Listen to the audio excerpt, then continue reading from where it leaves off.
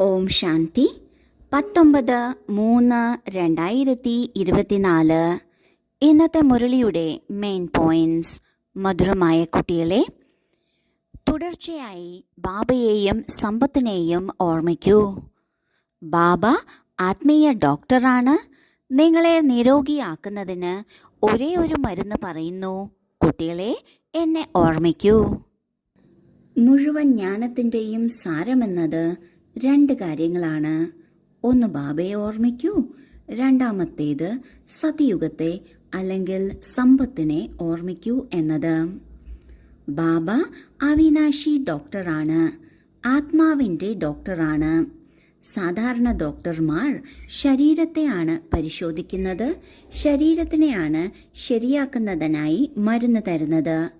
ബാബ ആത്മീയ ഡോക്ടറാണ്, അതിനാൽ ആത്മാവിനെ നിരോഗിയാക്കുന്നതിനുള്ള മരുന്നാണ് തരുന്നത്. ഇത് വളരെ ഉപയോഗപ്രദമായ എന്നാൽ വളരെ സഹജവുമായ മരുന്നാണ്. അതാണ് ബാബയെ മാത്രം ഓർമ്മിക്കുക എന്നത്. എത്ര നാം ബാബയെ ഓർമ്മിക്കുന്നുവോ അത്രയും നമ്മളുടെ മനസ്സിലെ അനാവശ്യ ചിന്തകൾ മാറുന്നു. മറ്റ് അനാവശ്യമായ വ്യർത്ഥമായ നെഗറ്റീവായ ചിന്താഗതികളും അതുപോലെ വിശ്വാസ പ്രമാണങ്ങളും എല്ലാം തന്നെ മാറിപ്പോകുന്നു. ഇതിലൂടെ നമ്മൾ ആത്മാവ് ശുദ്ധവും പവിത്രവുമാകുന്നു. അതിനാൽ അവിനാശി ഡോക്ടർ എന്ത് പറയുന്നുവോ അത് നാം അനുസരിക്കണം, ബാബയെ ഓർമ്മിക്കണം. ചോദ്യം: സ്വയം തന്നോട് തന്നെ എന്ത് സംസാരിക്കുകയാണെങ്കിൽ വളരെ രസകരമായിരിക്കും? ഉത്തരം: സ്വയം തന്നോട് സംസാരിക്കൂ. ഈ കണ്ണുകൾ കൊണ്ട് എന്തെല്ലാം കാണുന്നുവോ അതെല്ലാം നശിക്കാനുള്ളതാണ്. നമ്മളും ബാബയും മാത്രമുണ്ടാകും.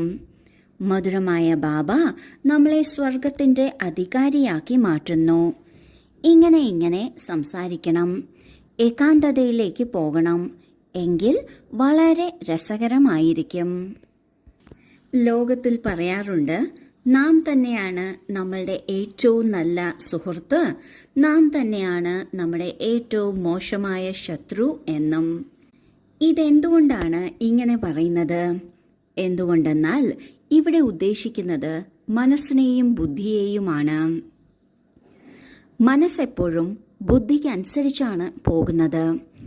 എന്നിരുന്നാലും നല്ല കാര്യങ്ങൾ കേൾക്കുമ്പോൾ അല്ലെങ്കിൽ ബാബയുടെ മുരളി കേൾക്കുമ്പോൾ, ജ്ഞാനം കേൾക്കുമ്പോൾ അത് മനസ്സാണ് ഏറ്റവും ആദ്യം സ്വീകരിക്കുന്നത്. എന്നാൽ ബുദ്ധിയെ സ്വീകരിപ്പിക്കുന്നതിന് മനസ്സിനെ തന്നെയാണ് ഉപയോഗിക്കേണ്ടത്. എത്രത്തോളം മനസ്സിൽ ആ കാര്യങ്ങൾ കറക്കുന്നുവോ അത്രയും ബുദ്ധിക്ക് മനസ്സിലാകും. ഇന്ന് ബാബ സ്വയം തന്നോട് സംസാരിക്കൂ എന്ന് പറയുന്നത് മനസ്സിനെ കൊണ്ട് ബുദ്ധിയോട് സംസാരിപ്പിക്കൂ എന്നാണ് ഉദ്ദേശിക്കുന്നത്. എത്രത്തോളം നാം ഈ ജ്ഞാനത്തിൻ്റെ കാര്യങ്ങൾ നമ്മുടെ മനസ്സിൽ ചിന്തിക്കുന്നുവോ അല്ലെങ്കിൽ സംസാരിക്കുന്നുവോ അത്രയും ബുദ്ധി അവ ശ്രദ്ധിക്കാൻ ചാൻസുണ്ട്. എപ്പോഴാണോ ബുദ്ധി ശ്രദ്ധിക്കാൻ തുടങ്ങുന്നത് പതുക്കെ നമ്മൾക്കത് വളരെ രസകരമായി അനുഭവപ്പെടും. കാരണം ബുദ്ധിയിലാണ് എല്ലാ സ്മൃതികളും ഉള്ളത്. എന്നാൽ ആ സ്മൃതികളുടെ പെട്ടി പൂട്ടിക്കിടക്കുകയാണ്.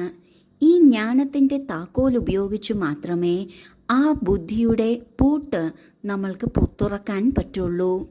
അതിനാൽ പതുക്കെയാണെങ്കിലും എപ്പോഴാണോ തുറക്കുന്നത് അപ്പോൾ നമ്മൾക്ക് വളരെയധികം സന്തോഷം അനുഭവപ്പെടും, വളരെ രസകരമായി എല്ലാം അനുഭവപ്പെടും. അതിനാൽ ബാബ പറയുന്നു, സ്വയം തന്നോട് തന്നെ നാം സംസാരിക്കണം. ധാരണയ്ക്കുള്ള മുഖ്യസാരം: 1.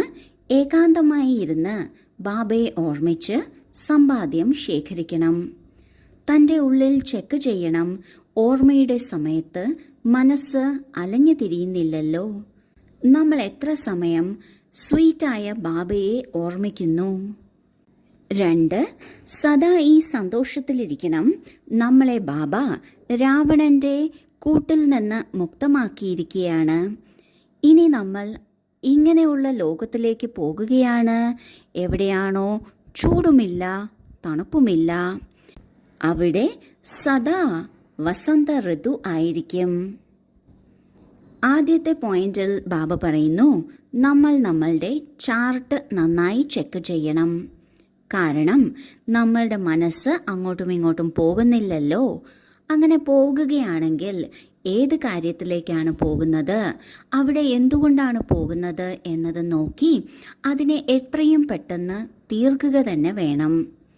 ഒപ്പം നമ്മൾ എത്ര നേരം പ്രിയപ്പെട്ട ബാബയെ ഓർമ്മിക്കുന്നു എന്നതും ചെക്ക് ചെയ്യണം. ഇങ്ങനെ ഏകാന്തതയിലിരുന്ന് ഓർമ്മിച്ച് സമ്പാദ്യം ശേഖരിക്കണം. രണ്ടാമത്തെ പോയിന്റിൽ ബാബ പറയുന്നു, മായയുടെ അല്ലെങ്കിൽ രാവണന്റെ ജയിലിൽ നിന്ന് ബാബ നമ്മളെ മുക്തമാക്കിയിരിക്കുകയാണ്. നമ്മൾ സ്വർഗത്തിലേക്ക് പോവുകയാണ്. സ്വർഗത്തിലാണെങ്കിൽ അവിടുത്തെ കാലാവസ്ഥ ഏറ്റവും മനോഹരമാണ്. എന്നാൽ ഇപ്പോഴത്തെ കാലാവസ്ഥ എന്നത് ഒന്നുകിൽ വളരെ ചൂടാണ്, അല്ലെങ്കിൽ വളരെ തണുപ്പാണ്. എന്നാൽ സന്തോഷമുള്ള കാര്യമാണ്, സത്യയുഗത്തിൽ സദാ വസന്ത ഋതുവാണ്. ഈ ചൂടും തണുപ്പും ഇപ്പോഴത്തെ സമയം മാത്രമേ സഹിക്കേണ്ടതായിട്ടുള്ളൂ.